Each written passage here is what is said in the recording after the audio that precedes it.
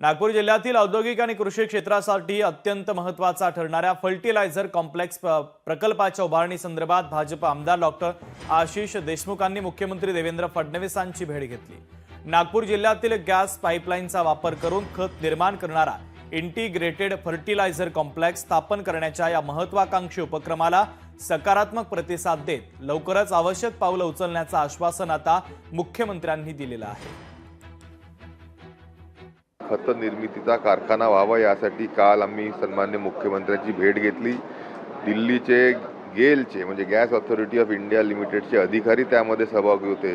त्यांनी ह्या fertiliser कॉम्प्लेक्समध्ये investment करण्याच्या संदर्भामध्ये सकारात्मक भूमिका घेतलेली आहे। डिफेन्स आणि एक्सप्लोजिव्ह इंडस्ट्रीला लागणारा वेगवेगळे अमोनियम नायट्रेट सारखे जे पदार्थ आहे त्याची निर्मिती होऊ शकते, अशी ही विदर्भाच्या अर्थक्रांतीला चालना देणारी इंटिग्रेटेड फर्टिलायझर कॉम्प्लेक्सची संकल्पना खऱ्या अर्थाने धरातर्थावर यावी यासाठी सकारात्मक पावलं नक्कीच सगळेजण उचलतात।